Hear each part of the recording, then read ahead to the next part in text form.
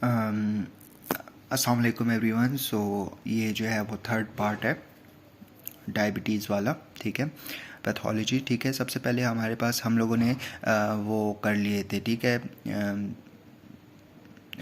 Obesity कर ली थी, insulin resistance वगैरह कर ली थी। ठीक है, अब इंसुलिन रेजिस्टेंस तो पैदा हो गई है ना, तो ऑब्वियसली अगर जब इंसुलिन रेजिस्टेंस पैदा हो जाएगी तो हमारे पास ब्लड का ग्लूकोज का लेवल ज़्यादा हो जाएगा, हाइपरग्लाइसीमिया हो जाएगा। ठीक है, अब हाइपरग्लाइसीमिया भी हो जाएगा और इंसुलिन का लेवल भी बहुत ज़्यादा हो जाएगा उसकी वजह से। ठीक है, हाइपर इंसुलिनीमिया वगैरह हो जाएगा क्योंकि इंसुलिन तो बहुत ज़्यादा है लेकिन वो काम नहीं कर पा रहा। ठीक है, अब जब ये दोनों चीज़ें हो जाएंगी, ये अर्ली स्टेज में आपका हाइपरग्लाइसीमिया हो जाएगा, हाइपर इंसुलिनीमिया हो जाएगा। ठीक है, तो ये इसी वजह से होता है कि जब फॉर एग्ज़ाम्पल जब आपका हाइपरग्लाइसीमिया हो जाता है ना, तो बॉडी कोशिश करती है कि वो ज़्यादा से ज़्यादा इंसुलिन रिलीज़ करवाए, ताकि उनको बॉडी को तो नहीं पता होता है कि इंसुलिन रिलीज़ हो रही है कि नहीं हो रही ना, तो वो पैंक्रियाज जो होते हैं वो और भी इंसुलिन को रिलीज़ करवाते हैं ना, ताकि हमारे पास वो कंपनसेशन हो जाए। लेकिन उनको क्या पता है कि वो दरवाजे में ही मसला है, रिसेप्टर में ही मसला है, ताकि अगर वो जितना भी रिलीज़ कर लें तो काम तो नहीं होने वाला। ठीक है, तो यही होता है कि हमारे पास हाइपर इंसुलिनीमिया हो जाता है, लेकिन ये अर्ली स्टेज में होता है। लेकिन बीटा सेल्स भी किस हद तक काम करेंगे,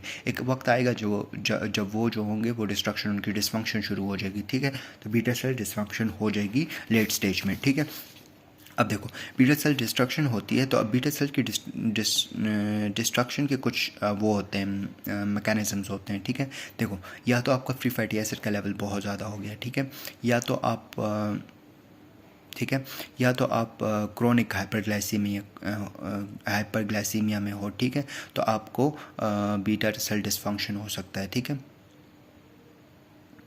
या तो आप एबनॉर्मल इंक्रेटिन का लेवल हो गया। इंक्रेटिन जो होता है वो हार्मोन होता है जो हमारे पास वो रिलीज़ करवाता है, इंसुलिन को रिलीज़ करवाता है। ठीक है, इसके अलावा हमारे पास अगर एमाइलाइड डिपोजिशंस हो गई हैं या तो पॉलीमॉर्फिज्म हो गया, ठीक है, it can lead to beta cell dysfunction. ठीक है, क्या क्या है मैकेनिज़्म में, क्या होता है कि हमारे पास एक तो एक्सेसिव फैटी एसिड्स का लेवल ज़्यादा हो जाए। ठीक है, या तो क्रोनिक हाइपरग्लाइसीमिया है, या तो आपकी एमाइलाइड डिपोजिशंस हैं, या तो हमारे पास पॉलीमॉर्फिज्म वगैरह आ जाता है। ठीक है, अच्छा अब हम आते हैं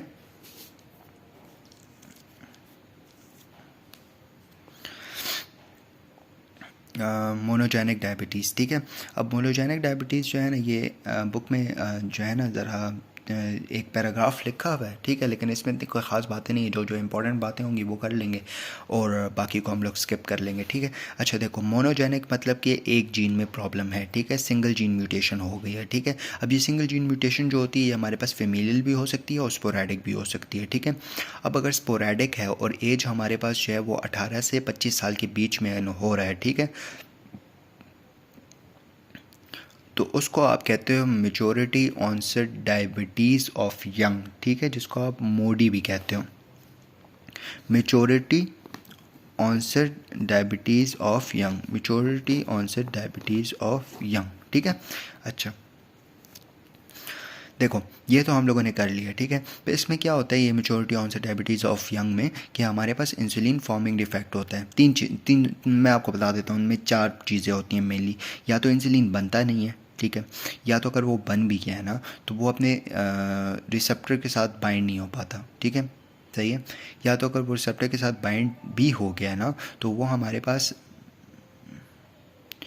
रिसेप्टर नहीं बन रहा। ठीक है, फर्स्ट है ये है कि या तो इंसुलिन नहीं बनता, या तो हमारे पास रिसेप्टर नहीं बनता, या तो रिसेप्टर के साथ बाइंड नहीं होते, या तो सिग्नल ट्रांसडक्शन पाथवे नहीं होता। ठीक है, तो अल्टीमेटली क्या होता है कि हमारे पास ये मोनोजेनिक डायबिटीज़ हो जाता है या maturity onset diabetes of young हो जाता है। ठीक है,